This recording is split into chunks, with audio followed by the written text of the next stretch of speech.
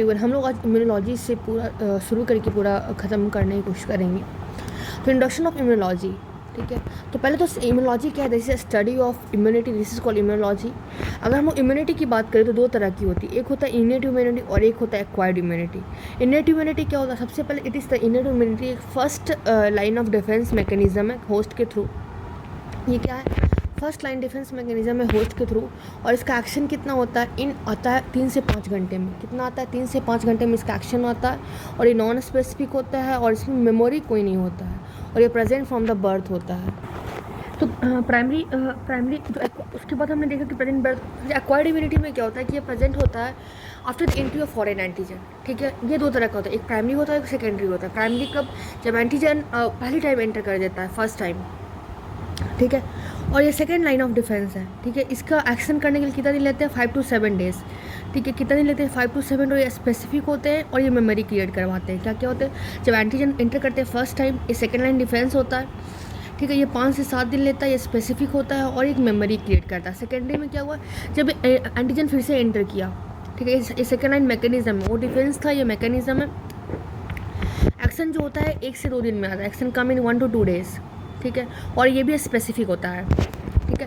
ये second line defence है, that is second line mechanism है, ठीक है। प्राइमरी वाला 5 से 7 दिन लेता है और सेकेंडरी वाला 1 to 2 डे लेता है, और दोनों स्पेसिफिक होता है। प्राइमरी वाला मेमोरी क्रिएट करता है। एक्टिव की बात करेंगे तो एंटीजन एंटर किया होस्ट में और एंटीबॉडी बनाया, ठीक है। क्या है, एंटीजन होस्ट में एंटर किया और एंटीबॉडी बनाया, ठीक है। और एक्टिव कब होता है, during the infection, during the vaccine, ठीक है। एंटीजन क्या हुआ, होस्ट में एंटर किया और एंटीबॉडी बनाया, और एंटीजन एक्टिव कब होता है, जब इन्फेक्शन होता है, जब वैक्सीन लगता है। पैसिव एक्वायर्ड इम्यूनिटी में क्या, एंटीबॉडी जो होता है directly given to the host, ये या तो मदर टू बेबी या तो immunoglobulin in case of post exposure prophylaxis, ठीक है ना। तो पैसिव एक्वायर्ड इम्यूनिटी में क्या होता है, एंटीबॉडी जो होता है डायरेक्टली हम लोग देते हैं रिसीव्ड बाय द होस्ट। ये किसको देते हैं, मदर टू बेबी देते हैं, ठीक है ना। इम्यूनोग्लोबुलिन देते हैं इन case of PEP, that is post exposure prophylaxis, जैसे कि hepatitis B virus, rabies virus, ठीक है। और एक्टिव में क्या होता है, एंटीजन एंटर करते हैं होस्ट में तब एंटीबॉडी बनते हैं, इसमें क्या आता है, इन्फेक्शन आता है और वैक्सीन आता है। और पैसिव एक्वायर्ड इम्यूनिटी में एंटीबॉडी डायरेक्टली रिसीव होता है होस्ट से, मदर टू बेबी जाता है, और immunoglobulin in case of PEP, that is a post exposure prophylaxis, example is hepatitis B virus, rabies virus. अगर हम मैकेनिज्म देखें इनेट इम्यूनिटी, तो एंटीजन एंटर किया बॉडी में, ठीक है। एंटीजन हैज एंटर्ड बॉडी, तो एंटीजन क्या कंसिस्ट करता है, this consist of PAMP, that is the pathogen associated molecular protein, ठीक है। एंटीजन एंटर किया बॉडी में, एंटीजन कंसिस्ट करता है PAM, that is the pathogen associated molecular protein. और एंटीजन जो होता है डिटेक्ट कैसे होता है, बाय द होस्ट सेल के रिसेप्टर से, ठीक है। कैसे डिटेक्ट होता है, by the host cell receptor, that is the PRR, that is the pattern recognition receptor. तो मैकेनिज्म ऑफ इनेट इम्यूनिटी क्या है, कोई भी एंटीजन एंटर किया बॉडी में, ठीक है ना। एंटीजन कंसिस्ट किसके करते हैं, pathogen associated molecular protein, that is PAMP, pathogen associated molecular protein. अब एंटीजन जो डिटेक्ट होता है किसके, होस्ट के सेल के रिसेप्टर से, detected by the host cell receptor, that is the PRR, that is the pattern recognition receptor, ठीक है। और इसका एग्जाम्पल क्या है, TLR, that is the toll like receptor, ठीक है ना। ये जैसे कौन कौन से रिसेप्टर होते हैं, जो रिसेप्टर होस्ट के पास होते हैं, तो TLR that is tall like receptor, ये रिकोगनाइज किसको करते हैं, PAM पैटर्न को, आइडेंटिफाई करते हैं फॉरेन एंटीजन को, ठीक है। ये क्या रिकोगनाइज करते हैं, PAM पैटर्न को आइडेंटिफाई करते हैं फॉरेन एंटीजन को, और होस्ट जो है प्रोड्यूस करेंगे इनेट इम्यून रिस्पॉन्स को, जो कि एक्टिवेट कर देता है सेल्स को, जैसे कि मैक्रोफेज को और NK सेल को, ठीक है ना। होस्ट क्या करता है, प्रोड्यूस करता है इनेट इम्यून रिस्पॉन्स, जो कि एक्टिवेट कर देता है होस्ट सेल को, जैसे कि मैक्रोफेजेस को, NK सेल को। और ये क्या करवाता है, फैगोसाइटोसिस, और फैगोसाइटोसिस करवाता है, और उससे रिलीज होता है परफोरिन्स, ग्रैनएंजाइम्स, ठीक है। टॉल लाइक रिसेप्टर क्या हुआ, होस्ट में हुआ, जो कि रिकॉग्नाइज किया PAM पैटर्न को और आइडेंटिफाई करता है फॉरेन एंटीजन को। अब ये जो होस्ट है प्रोड्यूस करता है इनेट इम्यून रिस्पॉन्स को, जो कि देन वो एक्टिवेट कर देता है होस्ट के सेल के, एग्जांपल इस मैक्रोफेजेस को, NK सेल को। अब मैक्रोफेजेस क्या करवाते हैं, फैगोसाइटोसिस करवाते हैं, NK सेल क्या करवाते हैं, परफोरिन रिलीज करते हैं, ग्रैनएंजाइम रिलीज करते हैं, ठीक है ना। और ये ऑल्सो रिलीज़ क्या करते हैं, साइटोकाइनिन्स को, जो कि काउज करता है इन्फ्लामेशन को। They also cause release of cytokinin, जो कि क्या करवाते हैं, इन्फ्लामेशन करवाते हैं। एग्जाम्पल साइटोकाइन कौन कौन से, जैसे इंटरल्यूकिन 1 रिलीज होते हैं, इंटरल्यूकिन 6 रिलीज होते हैं, TNF अल्फा रिलीज होते हैं, ठीक है। ऑल्सो रिलीज करता है और एक्टिवेट करता है एक्यूट फेज रिएक्टेंट को, ठीक है। तो ऑल्सो रिलीज किसको रिलीज करते हैं, साइटोकाइन, जो कि इन्फ्लामेशन को कॉज करता है।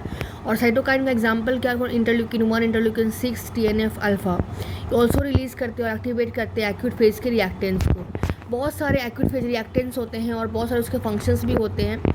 इंपॉर्टेंट जो एक्यूट फेज रिएक्टेंट होते हैं जो कि इन्वॉल्व होते हैं इन्नेट इम्यूनिटी में, ये कॉम्प्लीमेंट है जो कि एक्टिवेट कर देते हैं C3 कॉम्प्लीमेंट, C4 कॉम्प्लीमेंट, ठीक है ना। तो इंपॉर्टेंट एक्यूट फेज रिएक्टेंट जो कि इन्वॉल्व होते हैं इन्नेट इम्यूनिटी में कॉम्प्लीमेंट होते हैं जो कि एक्टिवेट कर देते हैं C3 और C4 कॉम्प्लीमेंट को। C3 कॉम्प्लीमेंट एक्टिवेट होकर वो क्या करते हैं, अल्टरनेट कॉम्प्लीमेंट पाथवे को एक्टिवेट कर देते हैं। और C4 कॉम्प्लीमेंट एक्टिवेट होकर लेक्टिन कॉम्प्लीमेंट पाथवे को एक्टिवेट कर देते हैं। और जो अल्टरनेट कॉम्प्लीमेंट पाथवे और लेक्टिन कॉम्प्लीमेंट पाथवे दोनों मिल के ज्वाइन करके और जब बनाते हैं C5B 6, 7, 8, 9, जिसको हम लोग बोलते हैं MSC, ठीक है ना। ये क्या करवाता है, एंटीजन में साइटोलाइसिस करवाता है, ठीक है ना। MSC मेम्ब्रेन अटैक कॉम्प्लेक्स जो कि एंटीजन को साइटोलाइसिस करवाता है। इसमें आई होप समझ में आ गया होगा कि जो टॉल लाइक रिसेप्टर है वो पैम प्रोटीन को रिकॉग्नाइज करता है, आइडेंटिफाई करता है फॉरेन एंटीजन को, ठीक है ना। और होस्ट के सेल को इन्नेट इम्यून रिस्पॉन्स प्रोड्यूस करता है जो कि एक्टिवेट करते हैं होस्ट के सेल को, इसको बोलते हैं मैक्रोफेज और NK सेल, ठीक है ना। मैक्रोफेजेस फैगोसाइटोसिस करवाता है, NK सेल रिलीज करता है परफोरिन को, ग्रेनेंजाइम को। ये ऑल्सो रिलीज साइटोकाइन जो कि काउज करता है इन्फ्लामेशन को।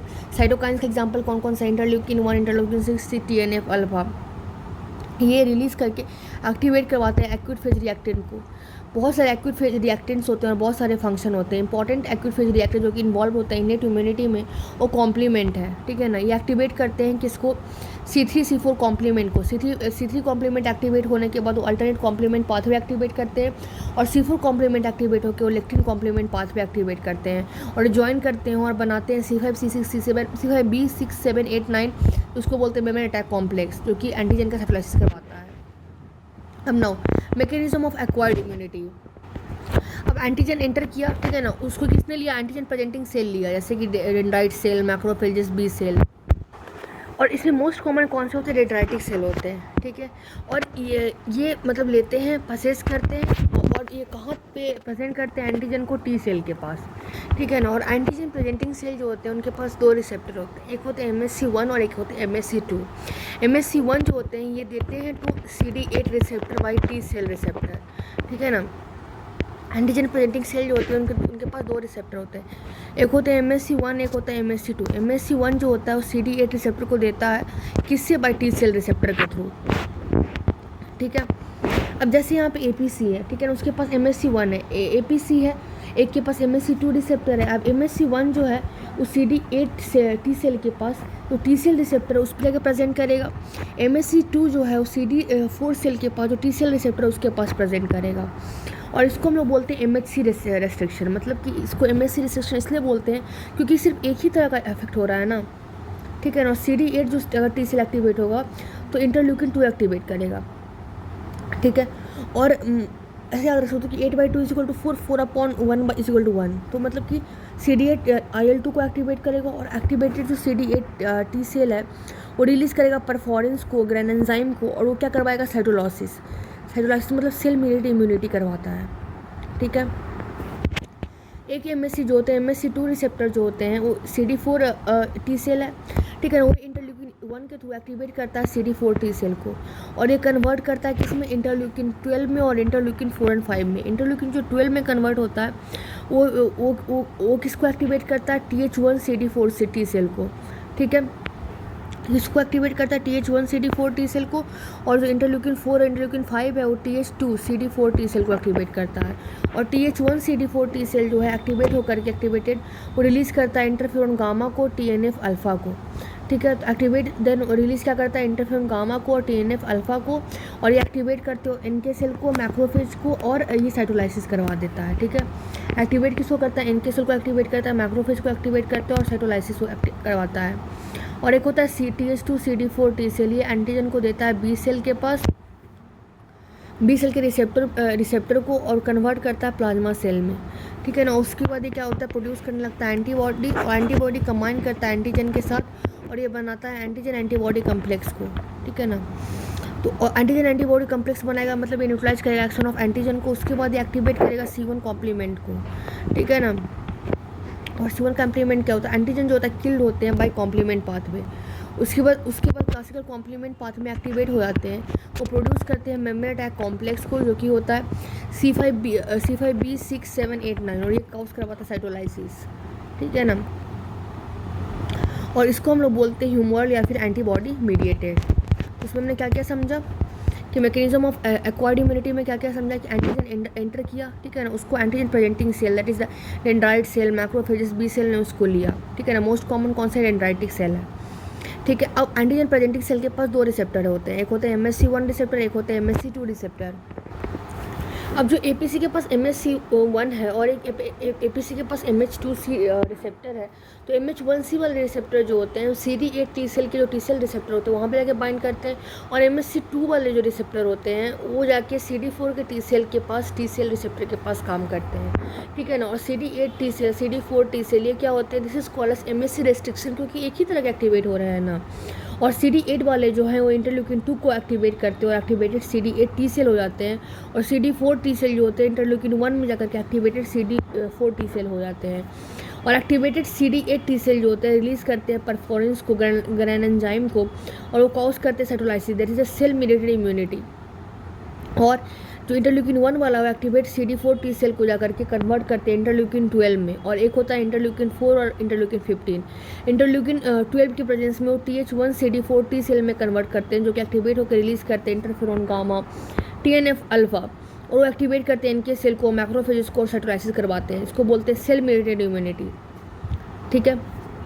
तो क्या देखा कि इंटरल्यूकिन 1 जो एक्टिवेटेड CD4 T सेल में कन्वर्ट होते हैं इंटरल्यूकिन 12 में, जो कि किसमें चेंज होता है, TH1 CD4 T सेल में, और एक्टिवेट हो आते हैं, जो कि रिलीज़ करते हैं इंटरफेरॉन गामा को, TNF अल्फा को, एक्टिवेट करते हैं इनके सेल को, एक्टिवेट कर देते हैं इनके सेल को, मैक्रोफेजेस को, और साइटोलाइसिस करवा देते हैं। This is cell mediated immunity. और एक और एक और एक्टिवेटेड टी सेल है वो कन्वर्टेड टू इंटरल्यूकिन 4 और 5 के प्रेजेंस में TH2 CD4 T सेल, और ये देते हैं एंटीजन टू बी सेल के रिसेप्टर को। बी सेल जो होता है कन्वर्ट होता है प्लाज्मा सेल में, ठीक है। और ये स्टार्ट प्रोड्यूस करता है एंटीबॉडी कंबाइन करता है एंटीजन के साथ, और ये बनाता है एंटीजन एंटीबॉडी कम्प्लेक्स, जो कि न्यूट्रलाइज करता है एक्शन ऑफ एंटीजन, और ये एक्टिवेट कर देता है C1 कॉम्प्लीमेंट को, ठीक है ना। और एंटीजन जो होता है किल्ड होता है बाय कॉम्प्लीमेंट पाथवे। उसके बाद क्लासिकल कॉम्प्लीमेंट पाथवे एक्टिवेट हुआ था, जो कि प्रोड्यूस करता है मेम्ब्रेन अटैक कॉम्प्लेक्स C5b6 7 8 9, और एक कॉज साइटोलाइसिस। इसको बोलते हैं ह्यूमरल या फिर एंटी मीडिएटेड। इसके बाद है MHC रिसेप्टर, इसको हम लोग बोलते हैं HLA कॉम्प्लेक्स, ठीक है। MHC रिसेप्टर को क्या बोलते हैं, HLA complex that is human leukocyte antigen. ये बेसिकली क्या होता है, एक कॉम्प्लेक्स ऑफ जीन होता है, ठीक है ना। HLA कॉम्प्लेक्स क्या होता है, कॉम्प्लेक्स ऑफ जीन होता है, तो ये कंटेन करता है MHC रीजन्स। क्या कंटेन करता है, MHC रीजन कंटेन करता है, ठीक है। इसको बोलते हैं मेजर हिस्टोकॉम्पैटिबिलिटी रीजन, ठीक है। कोड किसके लिए करता है, MHC प्रोटीन के लिए करता है, और यूजली ये एक्ट करता है एज रिसेप्टर, ठीक है। कहाँ पे लोकेटेड होता है, short arm of chromosome number 6 पे। तो MHC रिसेप्टर्स में कौन से, ये MHC रिसेप्टर में सबसे पहले आता है HLA कॉम्प्लेक्स, को बोलते हैं ह्यूमन ल्यूकोसाइट एंटीजन कॉम्प्लेक्स, ठीक है। ये क्या होता है, कॉम्प्लेक्स ऑफ जीन होते हैं जो कि कंटेन करते हैं MHC रीजन, ठीक है। इसको बोलते हैं मेजर हिस्टोकॉम्पैटिबिलिटी रीजन। ये कोड क्या करता है, MHC प्रोटीन को कोड करता है, ठीक है। और ये यूजली एक्ट करता है एज रिसेप्टर, ठीक है। और लोकेटेड कहाँ पे होता है, short arm of chromosome number 6 पे। अब है MHC रिसेप्टर, ठीक है ना। मतलब MHC रिसेप्टर मतलब वहाँ पे भी लिखा था, फिर यहाँ पे भी कि फिर से बोल रहे थे कि HLA कॉम्प्लेक्स बेसिकली होता है जीन होता है जो कंसिस्ट करता है MHC रीजन को, इसको बोलते हैं मेजर हिस्टोकॉम्पैटिबिलिटी रीजन। ये कोड करता है MHC प्रोटीन को, ठीक है ना। और जो ह्यूमन ल्यूकोसाइट एंटीजन लोग होते हैं लोकेटेड होते हैं short arm of chromosome number 6 पे। अब HLA कॉम्प्लेक्स जो होते हैं वो उसमें क्या होते हैं, MHC1 रीजन, मतलब बेसिकली HLA कॉम्प्लेक्स जो होते हैं यहाँ पे जो लिख रखा है HLA complex human leukocyte antigen, क्योंकि short arm of chromosome number 6 पे होते हैं जीन उसके, और कंसिस्ट क्या करते हैं MHC रीजन, इसको बोलते हैं मेजर हिस्टोकॉम्पैटिबिलिटी रीजन होते हैं, कोड करते हैं MHC प्रोटीन के लिए, ठीक है। अब HLA जो कॉम्प्लेक्स होते हैं उसके 3 रीजन होते हैं, ठीक है ना। HL और उसमें HLA कॉम्प्लेक्स में MHC1 रीजन होता है, और ये होता है HLA-ABC जीन जो कोड करता है MHC1 प्रोटीन के लिए, ठीक है।